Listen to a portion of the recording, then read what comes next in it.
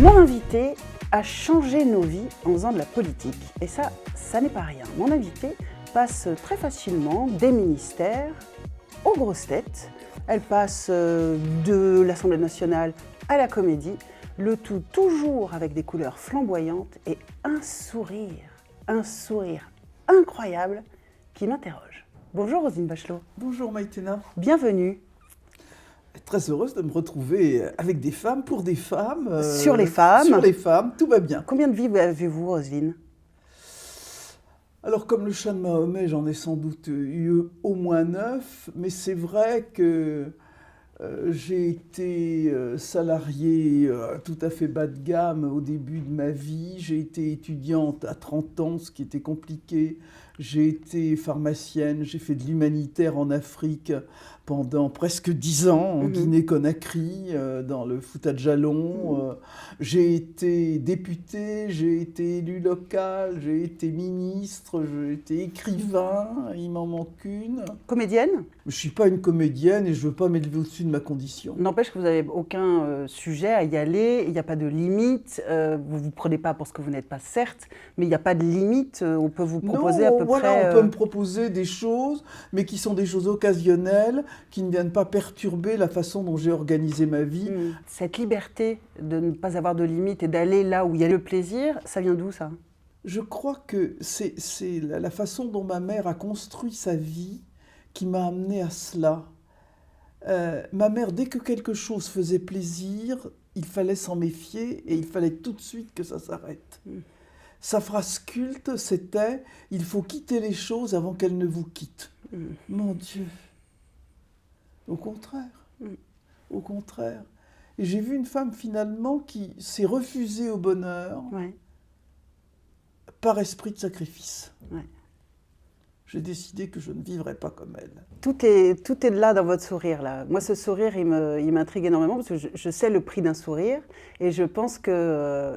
j'interroge le vôtre, je ne mets rien derrière, mais je me dis, ce sourire, il est très poli, il est très urbain, il est destiné aux autres. En politique, finalement, ma première expérience, c'est curieux que vous m'en parliez, elle met en scène mon sourire.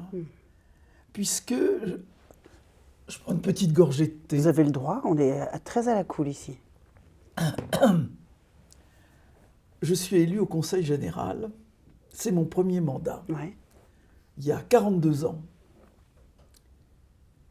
Et il y avait une tradition, les nouveaux conseillers généraux attendaient derrière la porte et rentraient un par un dans la salle du Conseil général. C'est une salle capitulaire d'une ancienne abbaye magnifique. Et j'étais la plus jeune, donc celle qui rentrait la dernière. Et j'entendais le président du Conseil général présenter les nouveaux conseillers généraux aux collègues qui les attendaient. 4 hommes avant moi. Et on les a présentés par leurs titres, leurs activités professionnelles, leurs engagements associatifs. Derrière la porte, j'entendais tout cela. Et je me dis, ça va être mon tour. Comment va-t-il me présenter ? Je rentre dans la salle, il y avait un beau soleil de printemps. J'avais une robe jaune en mousseline avec un petit foulard de petites fleurs. Et j'entends, et Madame Roselyne Bachelot, dont chacun connaît le charmant sourire. C'est la seule présentation à laquelle j'ai eu droit lors de mon entrée en politique. Je me suis dit, mon sourire, vous savez ce qu'il vous fait ? Il vous emmerde. On vous montre souvent cette archive, mais pas cette partie-là. Moi, j'adore cette partie-là. Je suis quelqu'un de sensible. Je ne veux pas devenir un homme manqué dans la politique. C'est ça que je veux apporter au monde politique. Alors, vous avez réussi ? Ne pas devenir un homme manqué ? Apporter de la douceur. Je pense que c'est totalement la réussite. Et chaque fois que j'ai été tenté d'échapper à ce guide que je m'étais fixé, je me suis fourvoyé. Je me souviens à un moment très précis où finalement, ce goût que j'ai hérité de ma mère, d'ailleurs, pour les toilettes colorées, le rose, le vert, le rouge, voilà, m'a quelquefois cornérisé. Je ne sais plus à quel moment où véritablement c'est devenu un tic. Et ça a duré. Par exemple, lors de ma campagne aux Européennes en 2004, tous les articles qui m'ont été consacrés ont commencé par Roselyne Bachelot, tout de jaune vêtu. Roselyne Bachelot qui arborait ce jour-là un tailleur rouge, c'est-à-dire on réduisait la femme à sa toilette avant de parler de ses idées. Pire, une journaliste de Libération que par pure bonté d'âme, je ne citerai pas car elle écume les plateaux avec beaucoup d'autorité encore aujourd'hui, fait un article sur moi en décrivant mes toilettes. J'avais eu l'imbécilité de l'héberger dans ma voiture. Elle regardait le fait que j'avais une trousse de maquillage, etc. On arrive dans une ferme, elle décrit cette arrivée, on parle de problèmes agricoles, et elle met entre parenthèses, elle s'y connaît. Vous voyez jusqu'à quel point les femmes peuvent détester les autres femmes. C'est-à-dire que ma compétence sur les questions agricoles était entre parenthèses. Oui. Et à ce moment-là, je suis saisie d'une sorte de culpabilité. Ça ne dure pas très longtemps chez moi, la culpabilité, mais enfin... Et je me dis, bon, je vais aller m'acheter un tailleur marron, un tailleur bleu marine et un tailleur noir. Et là, je rentre dans un look bonne sœur améliorée, à peine. Je me dis, ces connards-là vont quand même pas gagner contre moi. Je mets quand même 10-15 jours. Là, j'ai réouvert mon placard, j'ai regardé mes tailleurs rose, rouge, vert, jaune, j'ai dit, mes chéris, me revoilà. Me revoilà. Est-ce que vous utilisez néanmoins le vêtement, la couleur, comme les footballeurs utilisent leur coiffure, pour vous démarquer? Je pourrais sortir 10 photos de gouvernement, on ne voit que vous. Partout, tout le temps. Ce qui est fort habile. Oui, je ne l'ai pas fait pour ça. Non, mais il y a un goût et il y a aussi une utilité. J'ai quand même porté à l'Assemblée un tailleur rose fuchsia avec un col en fourrure et des poignets en fourrure. Qu'on voit là en ce moment où vous en parlez. Qui avait laissé Lionel Jospin, mais sans voix, il m'avait envoyé... Lionel n'est pas quelqu'un qui s'exprime de façon assez détendue, qui m'avait même envoyé un message, un mot pour me dire « Ah, ce tailleur est extraordinaire ». Il l'est par ailleurs. Le vêtement, c'est ce qui est le plus près de vous, le plus près du corps. Et avoir de beaux vêtements, bien coupés, bien à votre taille, dans des belles matières, c'est se protéger aussi. Donc ça, c'est quelque chose d'important. Et puis les couleurs, c'est aussi dire à cette assemblée grisaille, je ne suis pas comme vous, et je ne serai jamais comme vous. C'est pas vouloir ressortir du groupe, c'est reléguer le groupe dans son conformisme. Je fais les choses en positif et en négatif. C'est une forme de mépris. Waouh! Alors vous, vos 50 ans, c'était comment? Vous vous souvenez de vos 50 ans? Alors, mes 50 ans, on est donc 46, j'ai donc... j'ai quel âge? 96. C'est 96. C'est pas une date, visiblement, vous devez le chercher, c'est pas un truc... Beaucoup de gens ont peur d'avoir 50 ans, beaucoup de filles se disent « je vais avoir 50 ans, non. » Pas vous du tout, vous pensiez pas à ça? C'est-à-dire, j'ai eu la chance quand même de naître le 24 décembre à minuit. C'est ça. Donc les anniversaires, c'est pas quelque chose qui était sur le pavois sentimental de la famille. Non. Mais comme quoi on peut toujours souffrir quand on est enfant, puisque j'ai une sœur et un frère plus jeunes, et alors que nous avions plus de 50 ans largement, nous évoquons ces anniversaires et ces Noëls où Ouais. j'ai été Sacrifié. sacrifié. Ah, bien sûr. Mon frère et ma sœur me regardent et me font « Ah, tu peux dire, c'est toujours toi qui avais le petit nain sur la bûche. » Comme quoi, on est C'est génial. on est toujours malheureux de quelque C'est chose. extraordinaire. C'est le titre de votre prochain bouquin, parce que elle est vraiment Le formidable. petit nain sur la bûche. Et alors, du coup, cet âge-là, quand même, bon, de 50 ans, qui visiblement ne vous marquez pas, est-ce que, je rappelle que vous êtes docteur en pharmacie, etc. Donc, la ménopause, vous saviez quoi, vous, de la ménopause? Bah, j'ai quand même fait des études, Oui, mais de, je sais bien. de santé, oui. Mais du coup, vous saviez tout et vous le saviez l'appliquer à vous. Votre mère vous en avait parlé, vous en parliez avec votre sœur, vous en aviez absolument pas besoin Oh, parce que vous c'était aviez pas le le savoir. style de la Ouais. maison de parler d'histoire d'utérus. Non, c'était pas franchement le Ouais. style. Mais oui. Vous étiez documenté, donc sans documenté, inquiétude. sans et- inquiétude. Oh là, le bonheur absolu, là, moi, Oui, j'ai oui. aucun problème. Nous, on prêche ici pour ça. Enfin, on essaie de dire qu'il y a un récit uniquement négatif de cet âge-là, alors qu'il y a un récit positif à faire extraordinaire. Ah oui, Ne bon plus avoir ses débarras. règles, c'est quand même une libération. Ah bah, bien sûr. On va se le dire. Bon, Il n'y voilà. a pas de quoi en faire une affaire. Si vous aviez 2 adjectifs à me donner pour la période des 50 ans, c'est quoi pour vous, pour une femme, hein? C'est la période de la liberté et du tri. On trie beaucoup, hein, c'est Ouais. vrai. Du tri dans le sens de se débarrasser d'un certain nombre de choses. Ouais. C'est de larguer les emmerdeurs, larguer les choses inutiles. Et j'en ai eu vraiment le sentiment d'urgence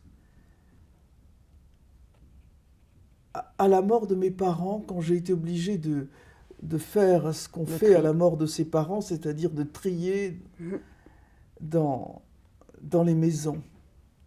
Je me suis dit, ce jour-là, je n'imposerai pas à mes enfants cette chose abominable que de trier. Donc j'ai une cave dans laquelle il n'y a rien. C'est-à-dire qu'à partir du moment où je me dis je pourrais descendre ça à la cave, c'est qu'il faut que je le donne ou que je le jette. Ah, très bien. Il n'y a Léger. rien dans la cave. Il faut voyager léger. Il faut voyager léger. Très bien. Puisque nous avons la chance de vous avoir, les 60 ans, quels adjectifs vous pourriez poser sur les 60 ans?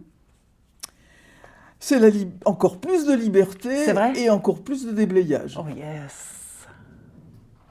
Dites donc, j'ai peur pour les 70.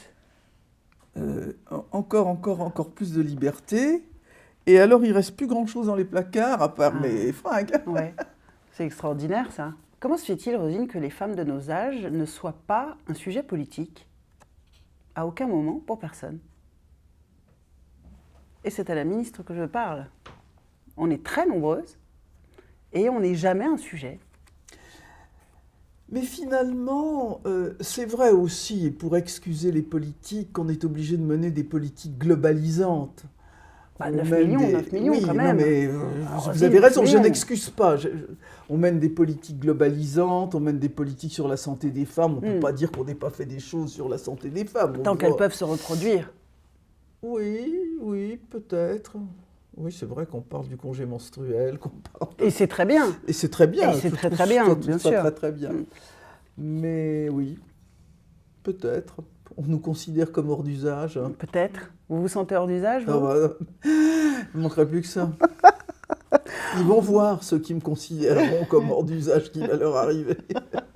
Je voudrais vous montrer, bon, bien sûr, ce moment de l'Assemblée où vous défendez, vous parlez du Pax contre votre camp. Mais qui mieux que des homosexuels pouvait, à partir de leur expérience de solitude, de rejet, de mépris, faire le diagnostic des difficultés qui rongent notre société?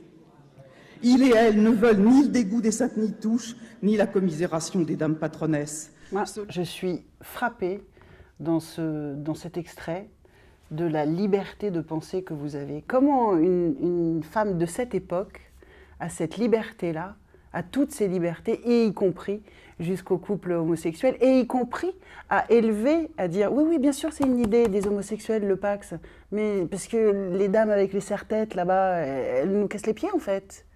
D'arriver à déjà à prendre ce parti et à opposer les deux, je trouve que c'est assez bluffant. j'ai une sorte de répulsion instinctive pour tout ce qui peut apparaître comme une discrimination, comme une injustice, ce qui m'a amené évidemment très tôt à militer pour l'égalité homme-femme, pour la parité, pour les personnes en situation de handicap. Tout ça, ça a toujours conduit ma vie. Et puis, c'est quand même le choc de l'épidémie du sida qui est un déclencheur. Là, je rencontre des personnes dont la vie est bouleversée par la mort du compagnon, par le rejet du couple par les parents, etc. Et je me dis, ça peut pas durer, c'est pas possible. Quelquefois, les gens se disent, c'est un coup de com', elle s'est dit, Bachelot, tiens, c'est un bon coup pour exister. Non, c'est pas ça. Je milite depuis plus de 10 ans avec un petit groupe. On s'en va dans des maisons de la culture merdiques de la banlieue parisienne avec les plafonds en placo-plâtre qui vous tombent sur le nez, etc. Et devant 10 Pékins, on explique qu'il faut que ça existe dans notre société. Et tout d'un coup, ça arrive. C'est un moment d'émotion extraordinaire. Très fort. Alors, parce que les gens je pense peut-être, dans une microseconde, ils ont compris peut-être ce qu'on pouvait attendre de la politique. Quand des gens m'arrêtent dans la rue, toujours, c'est pour ça qu'on vous arrête, pas pour le reste. Et me récitent par cœur ce discours, en étant en larmes, moi aussi d'ailleurs à l'occasion. Et juste après, ça m'a amusé de voir que vous en parliez, vous retournez évidemment sur le banc à l'Assemblée nationale, vous avez un moment de grand relâchement, vous venez de vivre quelque chose d'extrêmement fort. Il y a un geste que vous ne voulez pas faire parce que vous dites « je ne veux pas le voler à Simone Veil », qui après avoir porté son texte devant l'Assemblée sur l'avortement, va s'asseoir, prend sa tête entre ses mains, etc. Et on dit qu'elle pleure. Or, voilà ce que Simone Veil dit de ce geste-là. C'est une image que l'on donne volontiers. Vous étiez lassé. Simplement, j'avais passé la nuit à l'armée, mais c'est très intéressant de montrer que c'est une image tout à fait machiste. C'est celle, il y a eu des photos prises, comme beaucoup, c'est celle-là qu'on a choisie. Dans mon faible esprit, femme. Ouais. C'était pas machiste dans mon esprit. Oui, non, mais jeune journaliste, c'est celle qu'on a montrée, c'est pour ça que vous D'accord, j'étais dans la... Incroyable. Et c'est exactement la même chose qui se passe. Oui. On me dit tout de suite, et vous rentrez à votre place et vous pleurez, mais je ne pleure pas du tout, connard. Mais simplement, effectivement, et je suis là, j'avais envie devant ce choc émotionnel, je me suis... La façon de se mettre la tête dans les mains, c'était aussi se protéger du milieu extérieur, de poser un peu, de se poser, de se reposer. Et là, je repense à Simone, et je repense à ce geste, et je me dis, on va dire, ouais, elle joue la petite Simone Veil. Ouais. Je me dis, non. Certes, mes épaules s'affaissent, mais je ne veux pas voler son geste à Simone Veil. Est-ce que vieillir en politique, ça assoit, ça donne de l'autorité ? Je ne sais pas si c'est la vieillesse en tant que telle qui donne de l'autorité, mais c'est certainement le fait du parcours qui a précédé. Il y a quelque chose qui m'a beaucoup aidé dans ma vie, beaucoup, et j'ai l'honnêteté de le reconnaître, c'est que je suis la fille de 2 grands résistants. Et quand on rentre en politique dans un mouvement gaulliste, on ne s'attaque pas à la fille de 2 résistants. Pourquoi on a si peur de vieillir ? Vous avez peur, vous aussi ? J'ai pas peur de la vieillesse. Il faut savourer toutes ces choses. Chaque âge a ses plaisirs, ses douceurs, ses saveurs. Et puis, je ne peux que regretter que nous soyons dans une société qui refuse de penser à la mort. Je me prépare à la mort. J'y réfléchis. Tous les jours, vous y réfléchissez ? Tous les jours, j'y réfléchis. Et de se préparer à la mort, c'est aussi savourer la vie. Puisque vous avez choisi Satie comme musique, j'ai pris ma préférée. parce que nous partageons ça ensemble, et on écoute.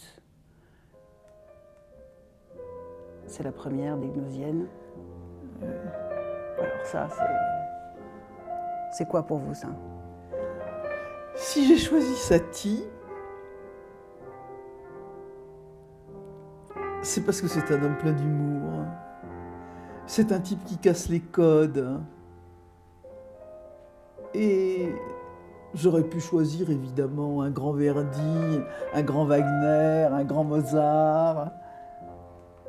Mais j'ai choisi cette simplicité poétique.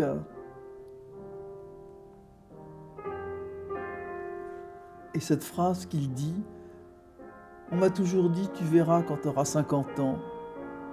J'ai 50 ans, j'ai rien vu. On va finir avec un selfie. Vous savez faire des selfies? Ah oui, ça va, oui. Oui. Non, mais je pose une vraie question. Parce qu'à nos âges, on ne peut pas faire les photos n'importe comment. Donc je vais voir si vous savez. Alors d'abord, premier conseil donné par la princesse de Galles. Oui. Il faut toujours avoir le menton parallèle au sol. Tu vois, comme ça. Il faut tirer le cou. Bah voilà, alors on y va. C'est vous qui le faites. Hein. Tiens, je vais le tourner. Alors attends, oui, voilà, ça marche mieux dans ce sens-là. Non, mais c'est dingue. Alors, on a le menton parallèle. Attends, hop. Merci Roselyne.